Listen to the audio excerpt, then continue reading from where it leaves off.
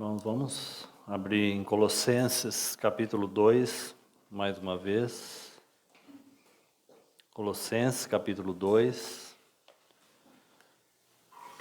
versículo 7 e 8, e depois versículo 22 e 23.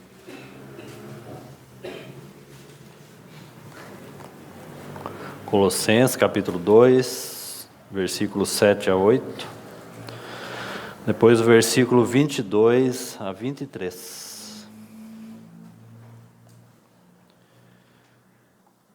Nele radicados e edificados e confirmados na fé, tal como fostes instruídos, crescendo em ações de graça.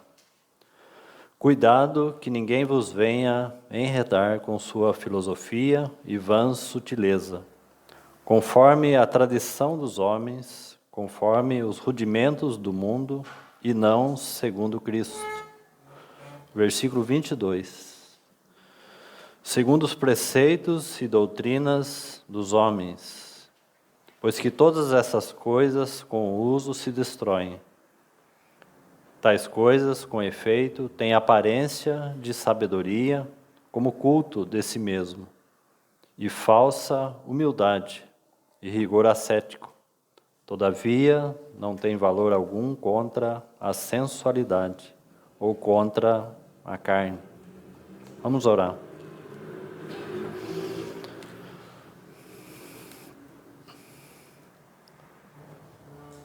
Ó Deus, Espírito Santo, nós entregamos a Tua palavra em Tuas mãos e nos colocamos na dependência de Ti mesmo, ó Espírito Santo, para que assim nos guie na Tua palavra. Tu és o mestre de todas as assembleias do Senhor. Tu és aquele que capacita, Tu és aquele que habilita, Tu és aquele que desvenda os nossos olhos, Tu és o revelador, Tu és aquele que mostra a face, a glória do nosso Cristo. Então entregamos em Tuas mãos todo esse tempo da palavra. Pedimos o Teu suprimento, pedimos condições ao Senhor que vem da Tua parte para falar, e também condições de Ti mesmo para ouvir. Então entregamos nas Tuas mãos, ó Espírito Santo, para que assim fale mais uma vez conosco. Queremos ouvir a voz do nosso Deus, queremos ouvir a Tua voz. Abra os nossos olhos, conceda, Senhor, tudo o que precisamos, para que o propósito de Deus seja cumprido na igreja. Nós te bendizemos, ó Deus, por esta hora e por essa noite, e confiamos tudo em Tuas mãos. Aqui estamos, ó Senhor. Faça de cada um de nós conforme lhe apraz. Obrigado. É em Teu nome, é em nome de Jesus que nós oramos. Amém. O versículo 7 que nós lemos: nele arraigados, edificados, confirmados na fé, tal como fostes instruídos, crescendo em ações de graça. Essa deve ser a nossa base principal. Nele radicados e confirmados na fé, nele, em Cristo. Paulo está falando a esses irmãos de Colossenses. Paulo, na verdade, louva esses irmãos porque eles estavam tendo essa vida. Estavam radicados no Senhor, fortalecidos no Senhor, firmados ali.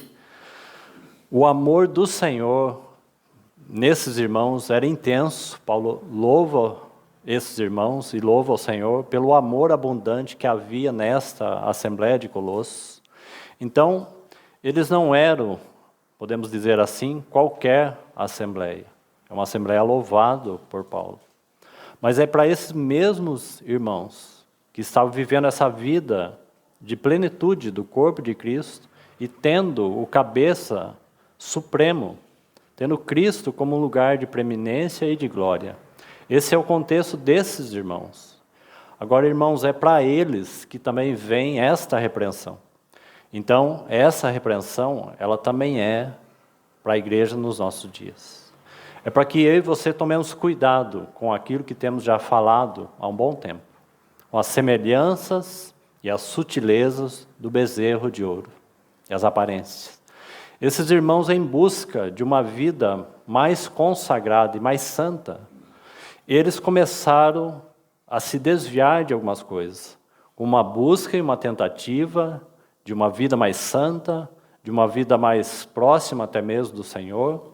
Eles demonstraram alguns sinais de desvio da primazia, da centralidade, do governo, do cabeça exaltado.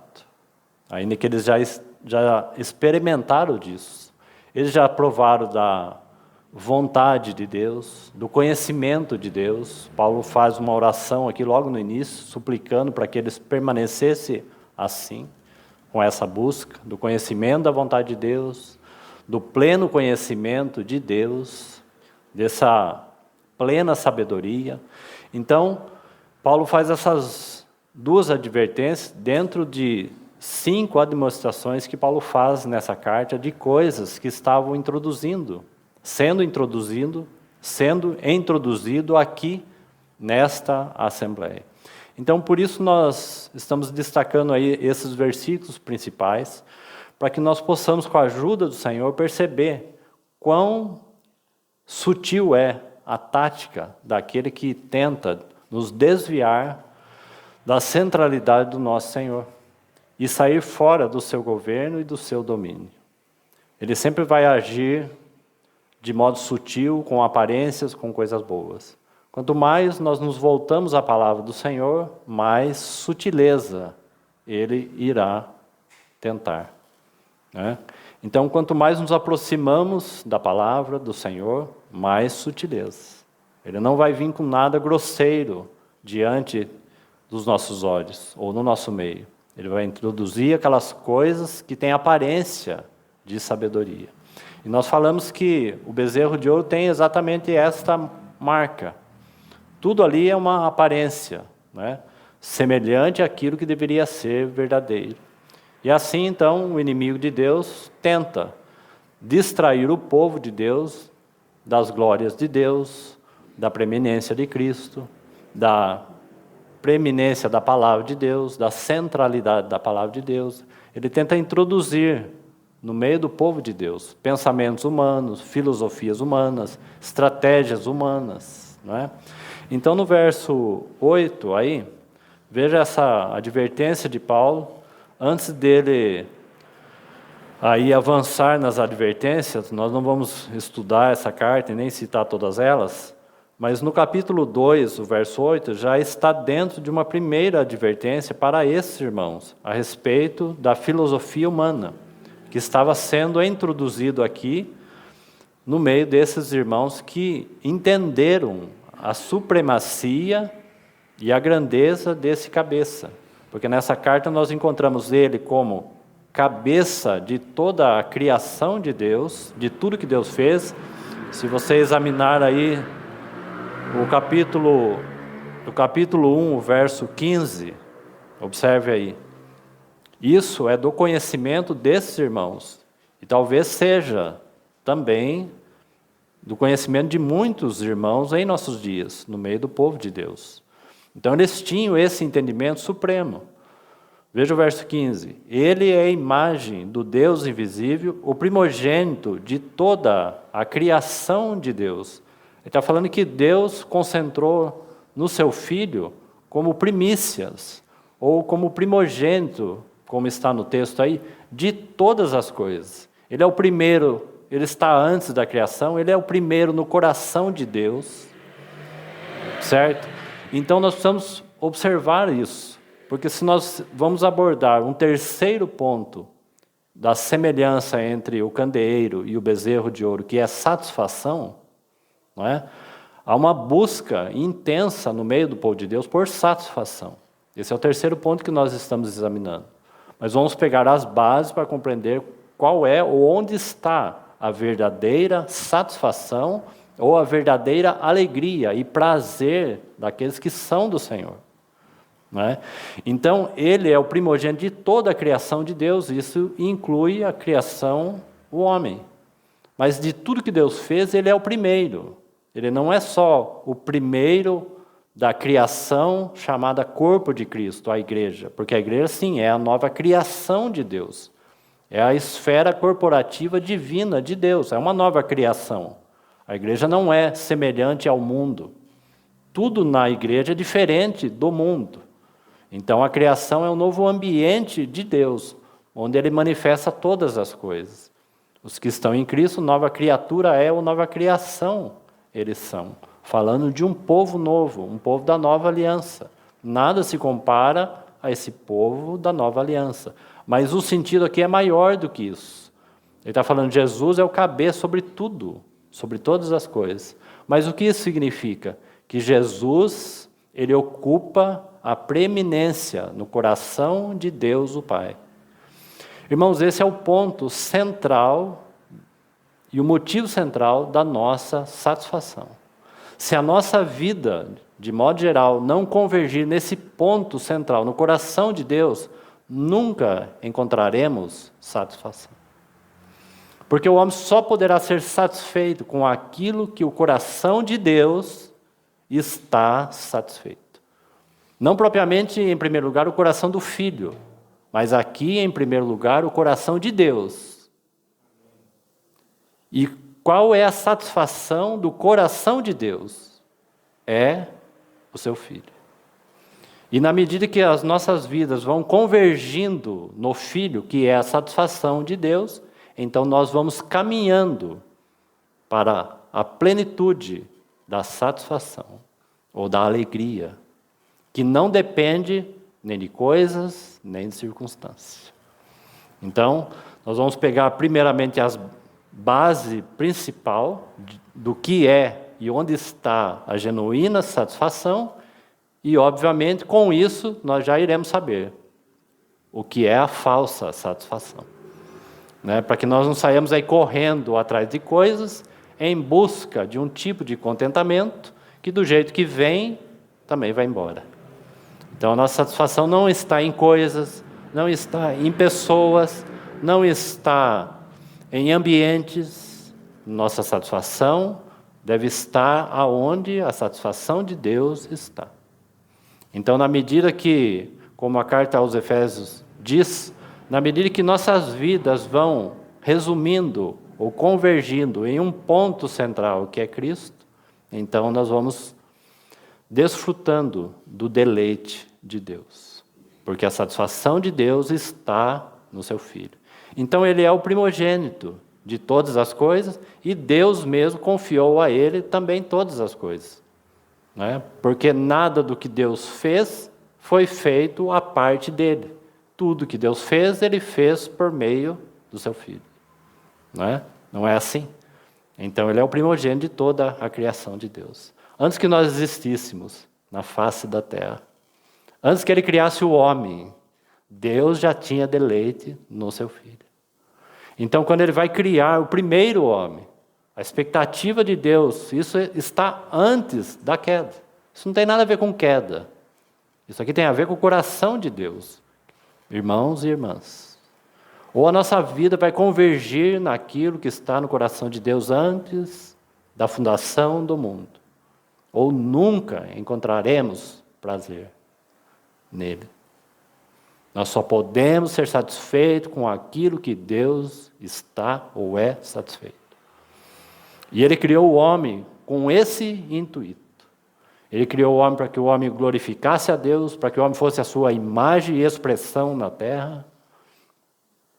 Então não há outro caminho e base mais segura para que eu e você, como candeeiro de Deus, como igreja de Deus, como assembleia de Deus, possamos desfrutar daquilo que esses irmãos estavam desfrutando, da plenitude, da alegria, do prazer, da vontade de Deus.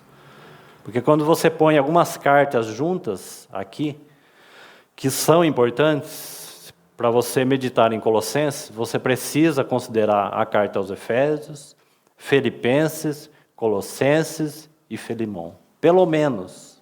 Porque aqui nós temos a exaltação, a glória do cabeça entronizado. Do cabeça que é cabeça exaltado da igreja, mas aquele que também é cabeça de todo o universo, porque Deus assim o colocou dessa maneira. Ele é cabeça de todo principado e potestades, como nós falamos na reunião passada. Então ele é este exaltado, glorificado, independente daquilo que Deus viesse a fazer. Então, na medida que nós vamos nos voltando a Ele, conhecendo quem Ele é, qual é o seu deleite, o deleite do Pai e o deleite do Filho. O deleite do Filho e o deleite do Pai. Quanto mais isso vai se tornando real, mais alegria, contentamento no povo de Deus. Não há outro caminho.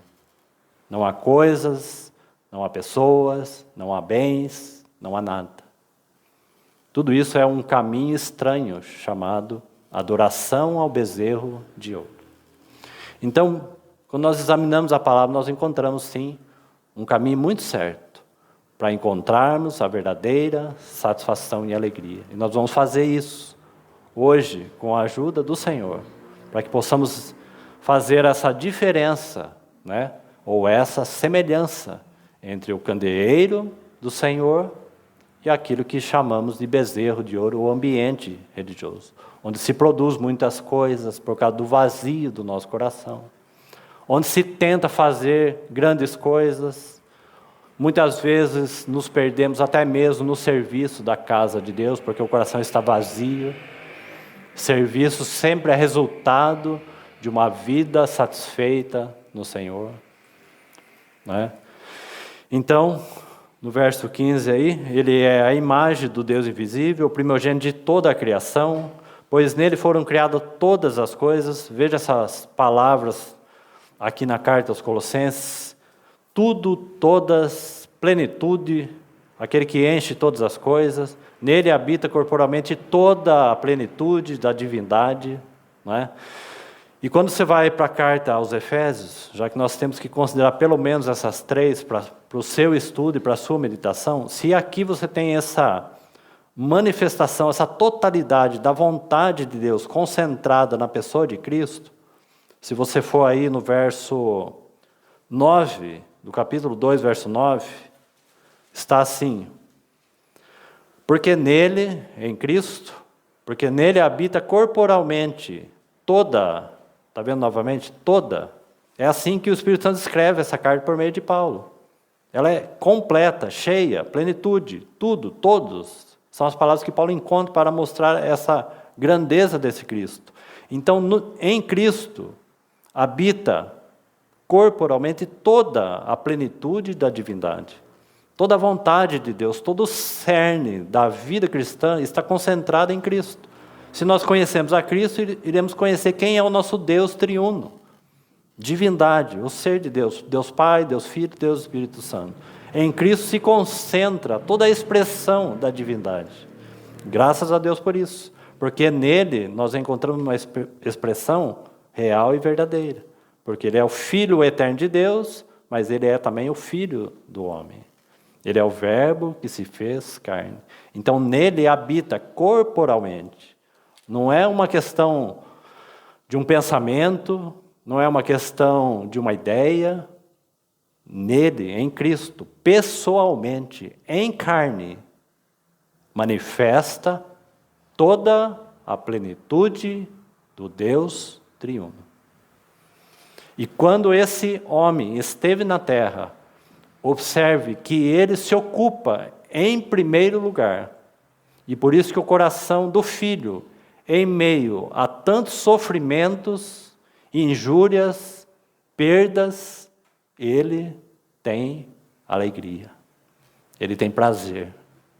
Mesmo sabendo que o que aguardava era a sua morte. Mas ele tinha todo o deleite e prazer, contemplando sempre a face do seu Pai. E tudo que ele manifestava na terra sempre tinha relação com a vontade daquilo que o seu Pai Celestial queria que ele realizasse. E essa vida, então, de comunhão com o Pai e com o Filho, é que dava prazer ao Filho. mesmo em meio a tantos sofrimentos, rejeição, angústia, dor, sofrimento, separação, e por aí vai. Mas Ele está com o seu coração feliz, alegre, contente, satisfeito. Porque Ele mantém sempre essa relação. Quanto mais Ele obedece à vontade do Pai, mais satisfeito Ele é. Então essa é a vida do Senhor Jesus como Filho do homem e a sua relação com o seu Deus, o Pai Celestial. Agora essa mesma relação deve ser verdade para nós. Então se aqui nós encontramos nessa carta que em Cristo habita corporalmente toda a plenitude da divindade, como está aí, o verso 10, também nele estáis aperfeiçoado, porque ele é o cabeça de todo o principado e potestades. Quando você vai na carta aos Efésios, então você tem o lado de cá, você tem o lado da igreja. Aqui você tem o lado do Filho de Deus. E na carta aos Efésios? Qual é o chamamento para a igreja? Onde a igreja pode encontrar deleite? A igreja é chamada, então, para ser a plenitude de Cristo. Aqui, Cristo é a plenitude de Deus. Na carta aos Efésios, a igreja é chamada para ser a plenitude de Cristo. Então, essas duas coisas vão se completar. De fazer convergir nele todas as coisas. Você quer ver? Abra ali na carta aos Efésios. Então, em Colossenses, Cristo é a plenitude de Deus, certo isso? Agora, na carta aos Efésios, no capítulo 1, o versículo 21 em diante, está assim. Falando de Cristo no verso 20, o qual exerceu ele em Cristo, ressuscitando dentre os mortos e fazendo assentar à sua direita nos lugares celestiais, acima de todo principados e potestades e poder e domínio, e de todo o nome que se possa referir, não só no presente século, mas também no vindouro. Agora veja o verso 22. E pôs todas as coisas debaixo dos seus pés, e para ser o cabeça sobre todas as coisas, o deu à igreja. Então, quem que fez isso? E por que Deus deu Cristo à igreja? Então, o versículo 22 vai dizer. Porque é um chamamento aqui. Então, Deus deu Cristo à igreja, para que Ele seja esse cabeça sobre todas as coisas, o cabeça da igreja, o cabeça exaltado. Agora, o 23 ele vai dizer, a qual? A igreja, porque Deus deu Cristo à igreja, para Ele ser o único cabeça exaltado sobre todos, certo? É isso que o texto está dizendo. Então Deus, o Pai, deu Cristo à igreja, como está aí. Para ser o cabeça sobre todas as coisas, o deu, Deus, o Pai, o deu à igreja. A qual é o seu corpo. Agora veja aí. O seu corpo, a plenitude daquele que tudo enche em todas as coisas. Então aqui você tem o chamado para a igreja. Ela é chamada para ser a expressão da totalidade do nosso Cristo. Esse é o chamado sublime da igreja. Se isso não nos constrange, irmãos, outras coisas não irão nos constranger. Sabe por quê? Porque quem éramos nós? Para o Senhor dar Cristo à igreja, para que a igreja fosse a plenitude do seu Filho. E que a igreja então enchesse todas as coisas, assim como Cristo encheu todas as coisas. Então essas duas peças aí se encontram. Cristo, o cabeça supremo. E a igreja exaltada com Cristo. Que o Senhor nos ajude. Que o Espírito Santo abra os nossos olhos. Por quê? Porque fora disso, não encontraremos satisfação. Porque aqui está a genuína satisfação. Se você for no capítulo 3 dessa carta, então nós estamos vendo já o quê? Algumas bases do que é a genuína satisfação. E aonde nós a encontramos. Porque isso é o verdadeiro candeeiro de Deus, chamado para essa plena alegria em Cristo Jesus. Chamado para essa plena comunhão em Cristo Jesus. Então, no capítulo 3 da carta aos Efésios, já que Efésios enfatiza, então, a plenitude da igreja, do corpo de Cristo. Colossenses enfatiza a plenitude de Cristo. Né? Então, o verso 16. Vamos ler a partir do 14, que é o início de uma oração de Paulo, aqui nessa carta. A segunda oração na carta aos Efésios. Por essa causa me ponho de joelho diante do Pai, de quem toma o nome toda a família, está se referindo à família celestial e não à família terrena, porque a família celestial ela é suprema. Não é? Então, por essa causa me ponho de joelho diante do Pai, de quem toma o nome toda a família, tanto no céu como a da terra, para que, segundo a riqueza da sua glória, vos conceda que sejais fortalecidos com poder mediante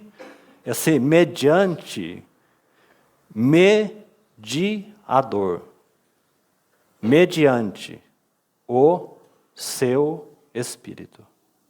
Porque, irmãos, nenhuma comunhão será desenvolvida com o Filho, senão por meio de um mediador.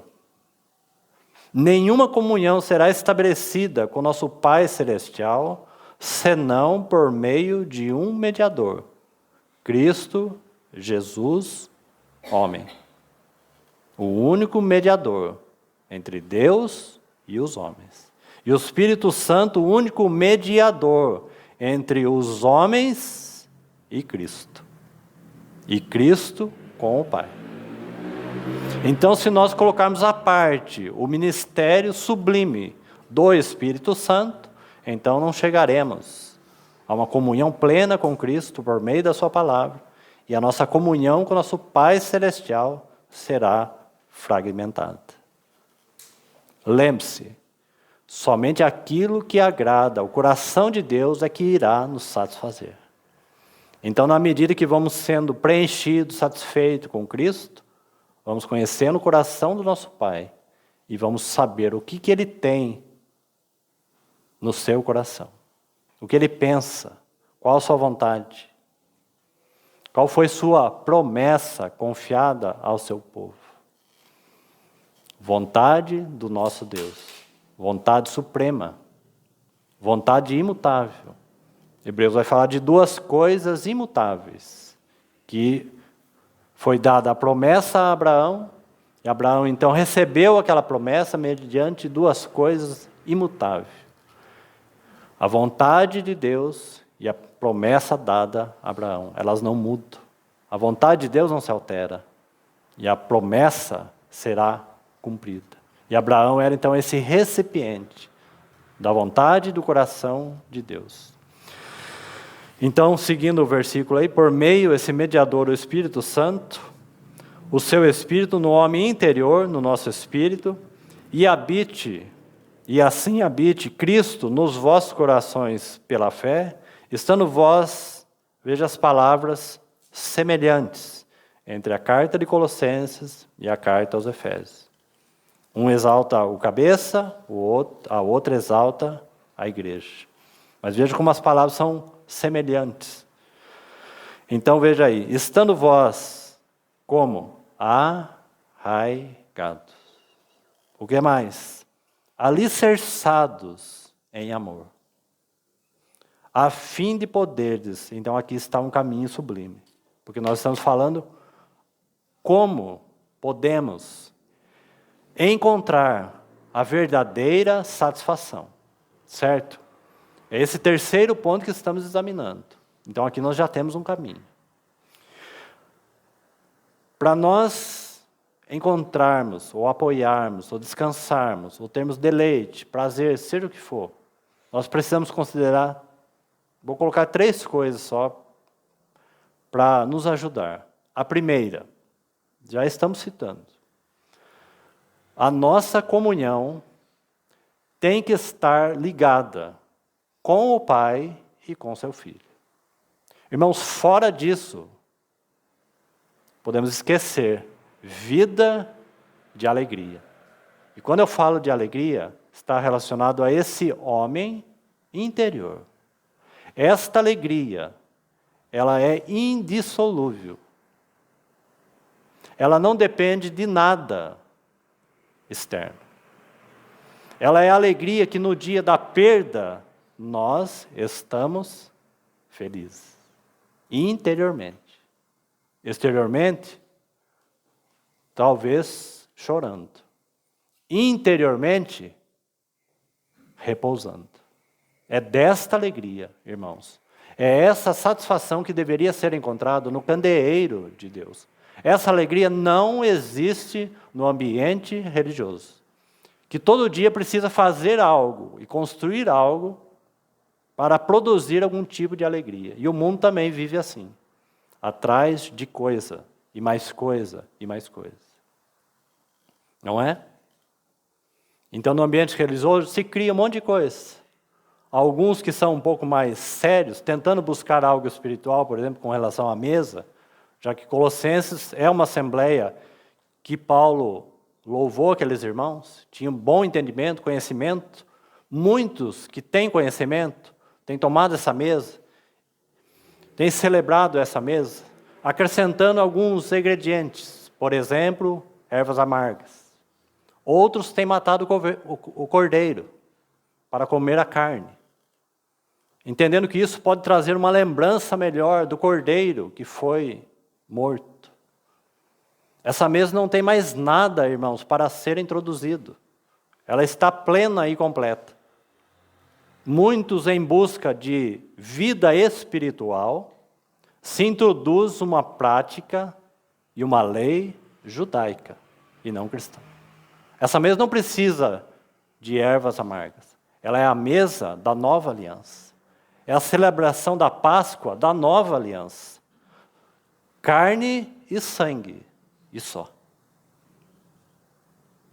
O que sustenta a mesa, porque mesa na Bíblia fala de comunhão, é carne e sangue. A nossa comunhão está baseada no sacrifício de Cristo e na sua relação com seu Pai.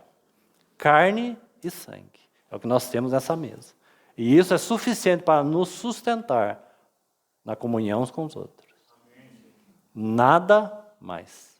Não precisamos matar nenhum cordeiro para fazer algum churrasco, achando que isso vai trazer uma memória melhor. Cordeiro morto, cordeiro mesmo, bichinho morto, é coisa da antiga aliança que tipificava o nosso cordeiro pascal que foi imolado. Mas esses são os que têm buscado ser mais espiritual, porque os seus corações já estão insatisfeitos. Então precisamos de algo a mais. Em Colossenses, filosofia. Então vamos introduzir algumas coisas. Quem sabe alguma lei lá da antiga aliança pode nos ajudar numa vida mais espiritual. Irmãos, não há nada fora do nosso Cristo. Isso é sinal e evidência de que algo está faltando dentro de nós. Por outro lado, aqueles que tentam preencher os dias de reunião, de culto, de celebração, têm também tornado a mesa do Senhor abominável. Alguns precisam fabricar algumas coisas, pôr algumas luzes, pintar a parede de preto, fazer algum show e por aí vai. Isso é sintoma de insatisfação. Então é música daqui, música de lá. Eu estou falando de música. Eu não estou falando de genuína adoração e louvor. Estou falando de música. Nos dias de Lameque, em Gênesis 4, você vai ver que Caim se afastou da presença de Deus. E lá foi introduzido música. Então, música em si mesmo, irmãos e irmãs, música, não importa qual seja. Pode ser música evangélica, pode ser música do mundo. Música é música. Entendeu? Música é música. A música do mundo faz muito chorar, não é? Se você participar de uma boa orquestra, vai escorrer lágrima dos seus olhos. Então, tanto faz se é música secular, se é música gospel, como chama, tanto faz. Música é música. O coração insatisfeito busca música. E quando você enjoar de algumas músicas, você quer uma outra mais atualizada. E assim vai. Irmãos, isso só mostra a insatisfação do nosso coração. Mas no candeeiro, na igreja de Cristo, não é assim. Então, prestemos atenção nessas coisas. Então, o verso 36 já tem mais uma chave aí. O verso 18, aliás, do capítulo 3. A fim de poderes compreender com todos os santos. Então, 3 coisas que eu vou mencionar. A primeira, nossa relação de comunhão com o Pai e com seu Filho. Nosso irmão lembrou na mesa a epístola de 1 João no capítulo 1. A nossa comunhão é com o Pai e com o seu Filho. É o primeiro capítulo daquela epístola, estabelece a base, se os irmãos conhecem a epístola, estabeleceu a base para quê? Para a comunhão uns com os outros. Então, qual era a comunhão dos apóstolos? A comunhão dos apóstolos era com o Pai e com seu Filho. E o que mais aquela carta tem a nos dizer? Que isso era necessário, que eles mantivessem comunhão com o Pai e com seu Filho, para que a vossa alegria seja o quê? Completa. Não é isso? Abra lá no texto que o irmão citou hoje na reunião, em 1 João. Então essa é a primeira base que nós já estamos colocando para os irmãos, onde está a base da genuína e da verdadeira satisfação. Então o texto que foi lido, 1 João, capítulo 1, vamos ler aí a partir do verso 2. 1 João, capítulo 1, verso 2. E a vida se manifestou, e a vida se manifestou, e nós a temos visto, e dela damos testemunha e vô-la anunciamos. A vida eterna, e anunciamos a vida eterna, a qual estava com o Pai e nos foi manifestada. Ele está falando da manifestação do Verbo encarnado. O verso 3. O que temos visto e ouvido, anunciamos também a vós outros, para que vós, igualmente, mantenhais comunhão conosco, porque a comunhão dos apóstolos era esta. E perseveravam na doutrina e comunhão, na comunhão e na doutrina. Essa era a comunhão dos apóstolos. Então, comunhão conosco. Ora, a nossa comunhão, a comunhão que eles tinham, certo? Qual era a comunhão que os apóstolos tinham? A nossa comunhão é com o Pai e com o seu Filho, Jesus Cristo. Está vendo aonde que eles se baseavam para que eles pudessem viver a vida do corpo de Cristo? Porque isso é início. Esses apóstolos viram o Senhor mesmo ali, porque eles andaram com Jesus. Eles tocaram o Senhor, eles apalparam o Senhor. Nós não fizemos isso, certo? O Espírito Santo nos revela esta realidade, mas nós não fizemos isso. Eles fizeram, viram com seus próprios olhos, tocaram o Senhor Jesus, porque eles estavam ali. Então é por isso que Atos 2,42 fala, e perseveravam na doutrina dos apóstolos. Que doutrina? Se é Atos 2,42, esse ensinamento que nós temos por meio de Paulo não existia. Então que doutrina os discípulos, os apóstolos tinham? Doutrina da comunhão com o Pai e com o Filho. Por quê? Porque não é isso que o Filho manifestou em todo o seu ministério? Ele não manifestou a vontade do Pai na terra? Ele não disse que eu e o Pai somos um? Ele não disse que quem me vê a mim vê o Pai? E por que ele manifestou dessa forma? Por que ele fez os sinais? Por que ele curou? Por que ele expulsou demônios? Para que a glória do Pai fosse manifestada. Para que todos vissem a Ele e também conhecessem o seu Pai. E se você ler a oração de João 17, ele vai dizer por que ele fez isso. João capítulo 15 também ele vai dizer por que ele fez isso. Ele fez isso pelo mesmo motivo que está escrito aqui. Então vamos continuar aí, né? Então nossa comunhão é com o Pai e com seu Filho Jesus Cristo. Estas coisas vos escrevi, ou escrevemos, para que vossa alegria, ou gozo, seja plena ou completa. Então, primeiro ponto. Aonde deve estar o nosso coração, para que tenhamos alegria plena. Então, primeiro ponto, na comunhão com o Pai e com seu Filho, por meio de Jesus Cristo. Então, essas coisas aqui, que estão diante dos nossos olhos, que nós estamos vendo agora, a palavra de Deus, essas coisas foram escritas para nós. Não é para você encher a sua cabeça. Os irmãos entendem? Porque, irmãos, eles perseveravam na doutrina e comunhão. Só que quando nós pensamos nisso, é interessante, irmãos, que nós nos desviamos.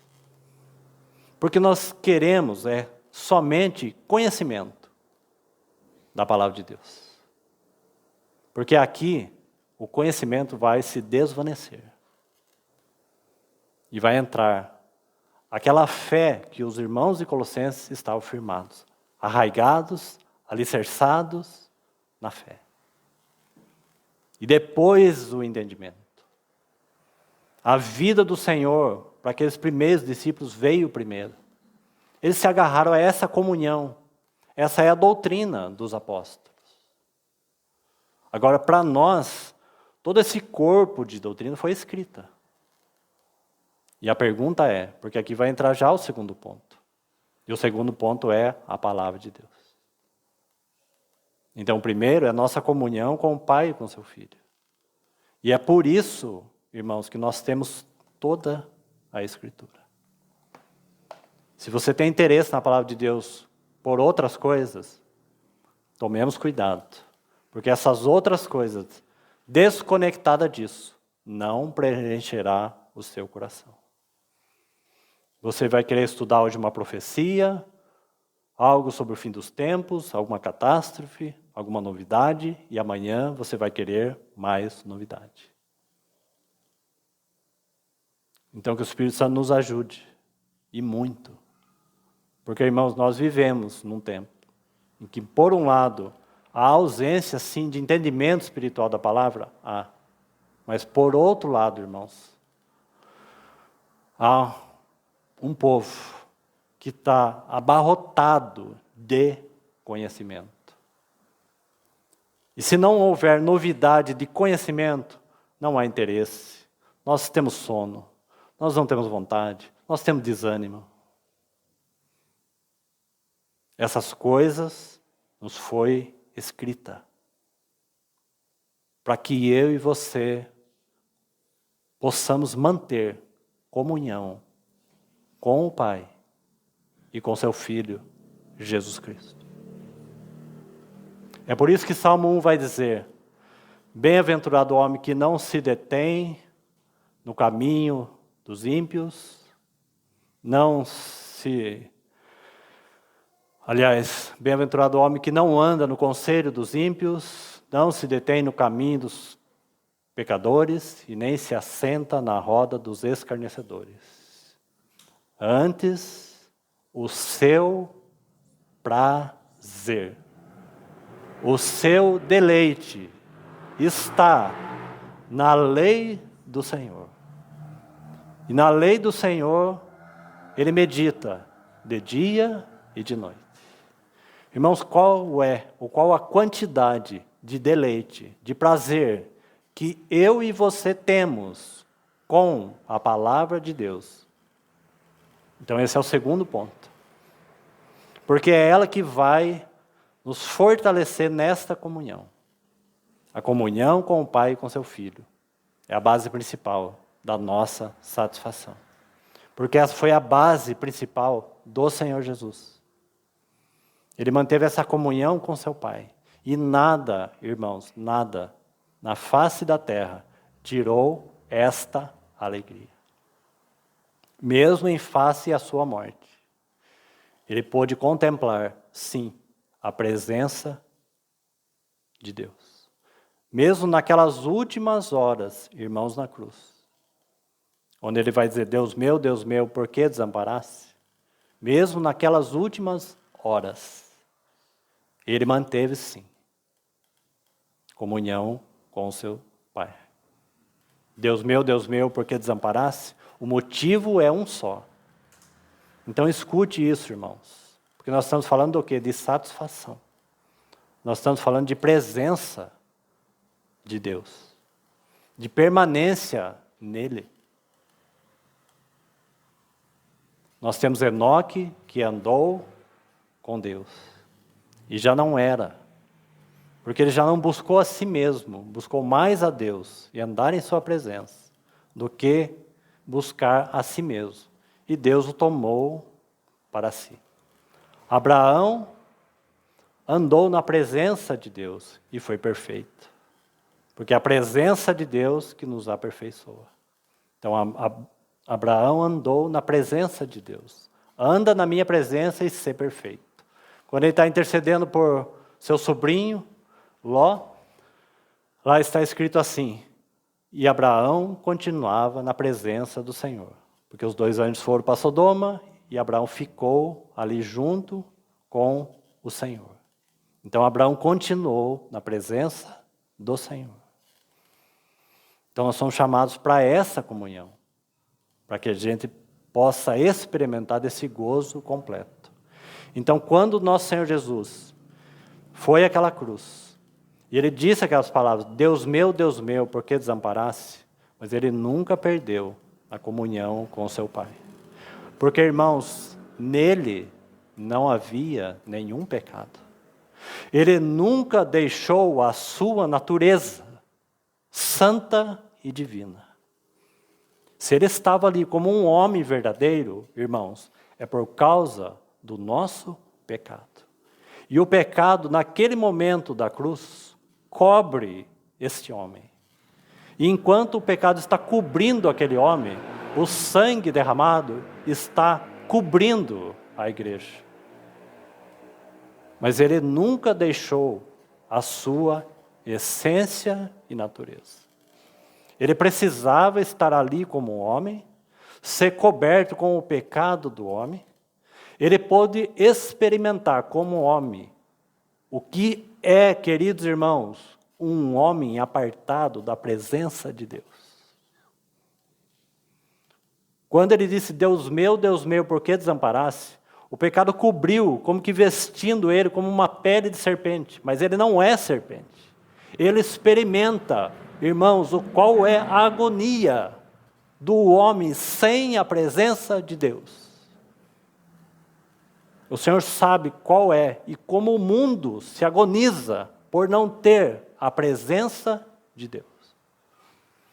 Então nós sabemos que ele desce naquelas regiões mais inferiores da terra e ele sabe muito bem o que significa um homem agonizando, porque está ausente da presença de Deus.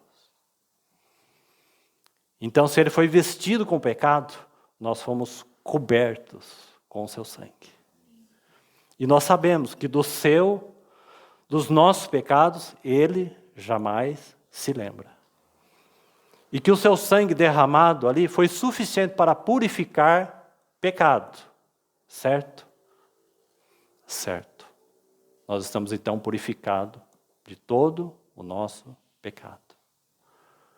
Mas ele soube muito bem o que é a agonia de viver longe da presença de Deus. Agora nós estamos aqui. E nós precisamos entender algo para nós. Toda vez que há princípios da palavra, toda vez que há pecado em nós, nos levará a esse desespero. Perderemos o contentamento, a alegria, o gozo. Porque todo pecado, mesmo nós que já fomos reconciliados com Deus, com esse sangue derramado, nos rouba o gozo da comunhão. Nos rouba o gozo da presença de Deus. Então que o Senhor nos ajude. Dos nossos pecados, Ele não se lembra mais. Mas se confessar dos vossos pecados, Ele é fiel e justo para vos perdoar. Então, irmãos, considerando princípios da palavra de Deus, a vontade do Senhor para nós, a vontade do Senhor para a igreja, quando esses princípios são quebrados, nós pecamos contra Deus. E quando pecamos contra Deus, não desfrutamos da sua presença. E se não desfrutamos da sua presença, somos os cristãos mais infelizes da terra. Porque nós só podemos ter o contentamento na sua presença. Então, essa é a base da satisfação, essa comunhão. Então, nosso Senhor Jesus foi àquela cruz. Mas Ele sempre pôde estar junto do Pai. Então, o pecado fez, entre aspas, esse rompimento, essa cobertura. Mas Ele continuou sendo Deus, tendo a sua natureza divina, sem pecado. Deus meu, por que desamparaste? Em meio a tanto sofrimento, Ele pôde provar desse sustento, desse gozo de ter o seu Pai celestial. Então essa é a base do candeeiro. Então comunhão com o Pai e com o seu Filho, em primeiro lugar. Nosso prazer na palavra de Deus. Então, ao invés de seguirmos caminho de homens, rodas de escarnecedores, o nosso prazer deve estar na lei de Deus, na palavra de Deus. E um terceiro ponto, experimental. Nós podemos falar que temos essa comunhão porque conhecemos. Podemos falar que temos lido a palavra de Deus. Mas há um terceiro ponto, e esse é o que nós estávamos ali em Efésios, volte lá. Por isso que falamos tudo isso, para explicar aquele versículo lá, 18 do capítulo 3. Então volte lá. O versículo 18 do capítulo 3. A fim de poderdes compreender com todos os santos. Com todos os santos. Então, aonde que essas coisas vão culminar? Bom, então nós estudamos a palavra. Nós temos prazer na lei de Deus. Sim, minha comunhão é com o Pai e com seu Filho. Qual a prova? Qual a evidência de que nós estamos no caminho de plena satisfação e gozo? Qual a prova de que essa comunhão, a mesma que os discípulos tiveram, porque eles tocaram o Senhor, viram o Senhor? Aonde está então a evidência, a prova e a experiência? Na comunhão do corpo de Cristo. Nós iremos perceber que temos uma genuína comunhão com o Pai e com seu Filho, por meio da de Deus, a sua própria família. É assim que iremos provar da verdadeira comunhão com o Pai e com seu Filho.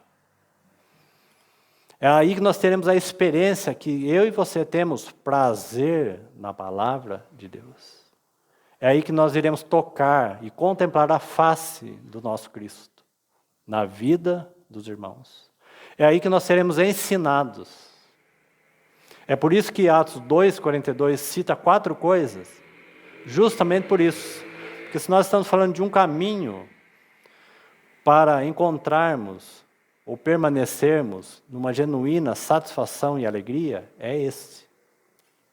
Comunhão com o Pai e com seu Filho, palavra de Deus e comunhão com os irmãos.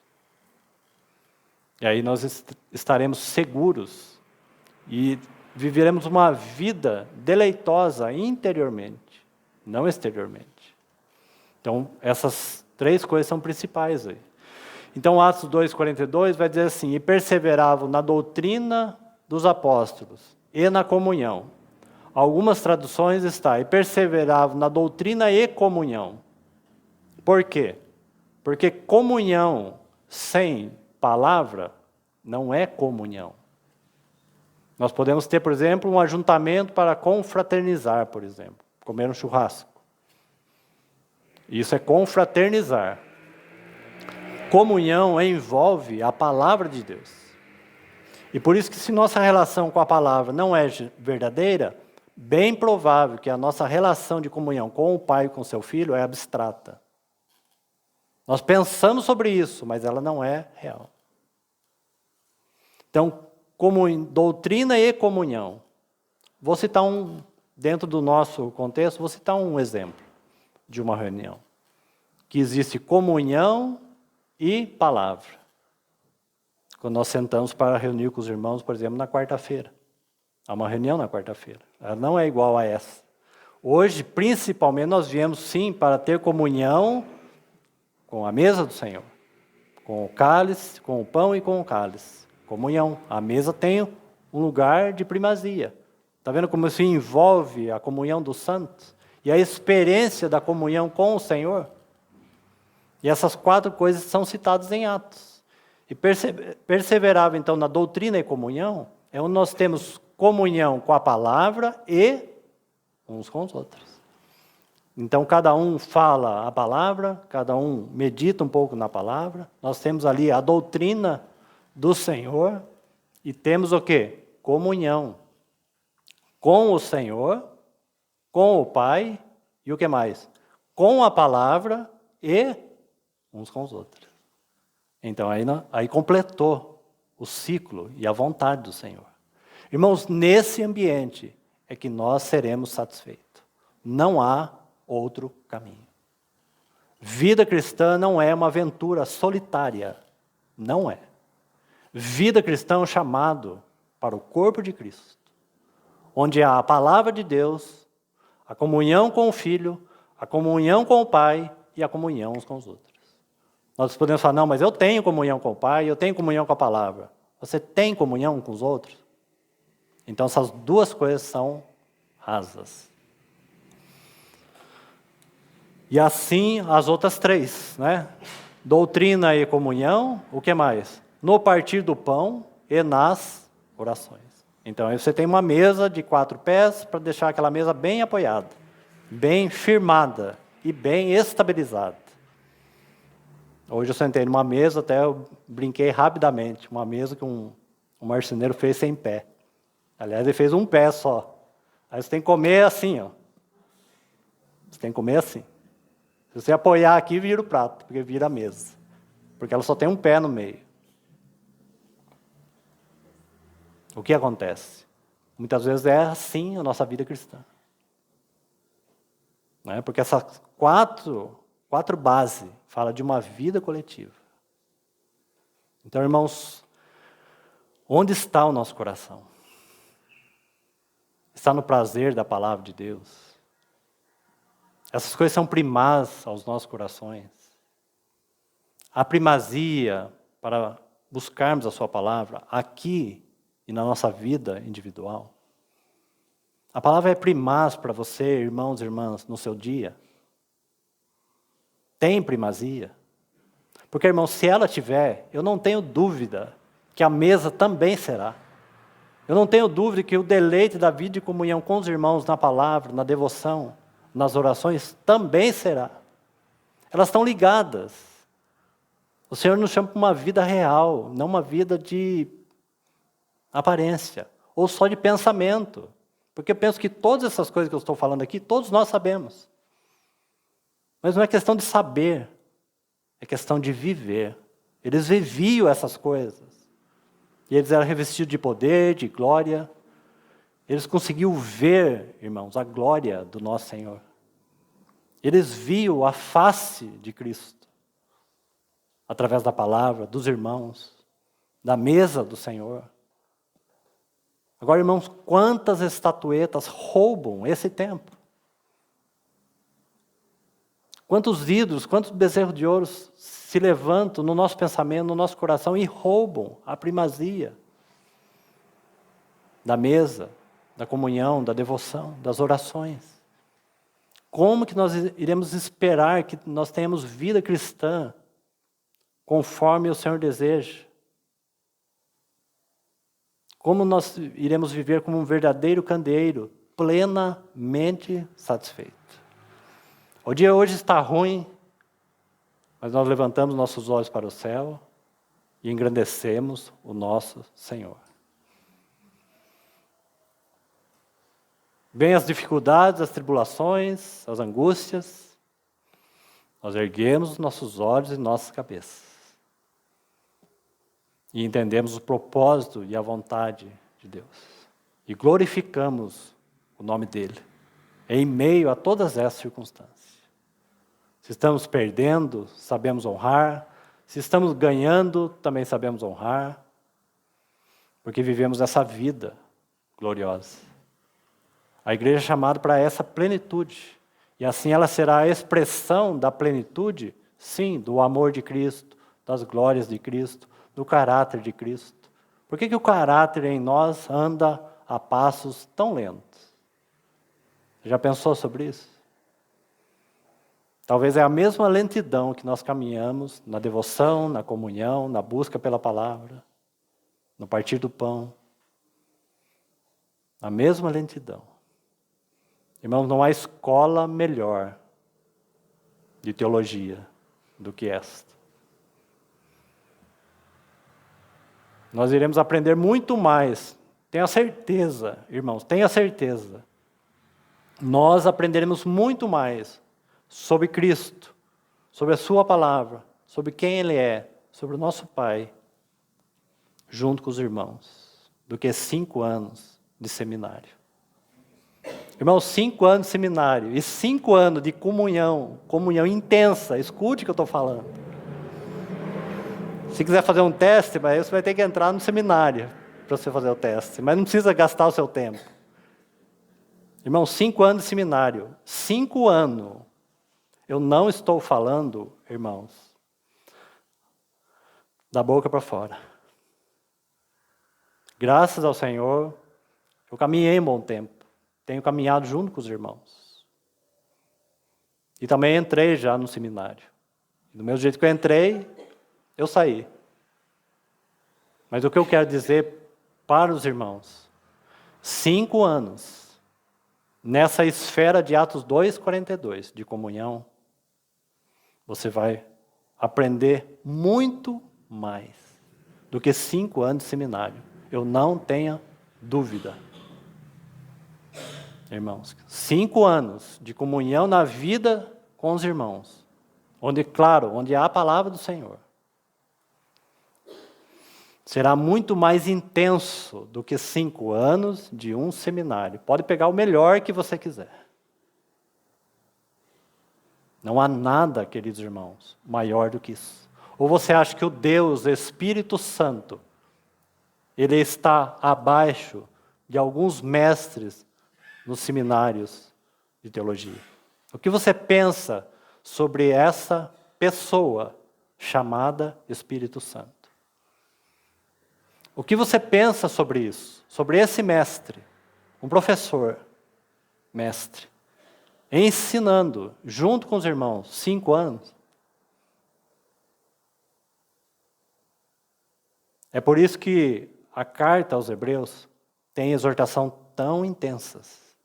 Porque entende que aqueles irmãos viveram, em média, 5 anos de vida cristã. E eles deviam já estar preparados para aquelas tamanhas exortações. Porque eles também já podiam contemplar a elevação do sumo sacerdote e sua grandeza. Então não tenham dúvida, irmãos, que a nossa vida espiritual não cresce por esse motivo. E é aí que nós então repousamos no Senhor. Então que o Senhor nos ajude sobre essas coisas. Já vamos terminar aí. Então o verso 18, a fim de poderes compreender com todos os santos qual é. Então veja aí o método de Deus e como que nós podemos atingir todo esse essa grandeza do pleno conhecimento de Deus em Cristo Jesus, a fim de poderes compreender com todos os santos qual é a largura, o comprimento, a altura, a profundidade, e conhecer o amor de Cristo que excede todo o entendimento natural, para que sejais tomado de toda a plenitude de Deus. Não é maravilhoso? Porque se Colossenses falou que a plenitude de Deus é Cristo, ele está falando se nós vivemos essa vida de comunhão com o Pai e com o Filho, de prazer na palavra de Deus e na comunhão uns com os outros, nós iremos tocar e compreender o amor de Cristo que excede todo o entendimento, para que sejamos tomados de toda a plenitude de Deus. E se a plenitude de Deus é Cristo, tomado de toda a plenitude de Cristo. O Senhor nos chama para isso, para essa vida. É assim que o candeeiro resplandece. O amor de Cristo, as glórias de Cristo, o caráter de Cristo, a unção de Cristo. Que o Senhor desperte cada um de nós, que possamos encontrar aí nele essa alegria, esse gozo pleno, mesmo em dias de tribulações. Vamos orar. Pai, nós te agradecemos pelo envio do Teu Espírito e pela Tua Palavra. Renova, Senhor, a nossa esperança em Ti mesmo, nossa busca e devoção pela Tua Palavra. Que possamos encontrar em Ti mesmo o prazer e o deleite de termos a Ti como Salvador, mas também como Senhor. Que nossa comunhão com o nosso Pai e com o Senhor mesmo seja crescente. Que possamos, ó Senhor, desenvolver essa comunhão contigo e permanecer nela e permanecer na Tua Palavra e também permanecer uns com os outros. Obrigado porque somos de fato um só pão e podemos nos alimentar de Ti mesmo. Agradecemos ao Senhor pela liberdade do Teu Espírito entre nós. Que o Senhor possa assim falar ao coração de cada um. Nós agradecemos e bendizemos o Teu nome. Amém.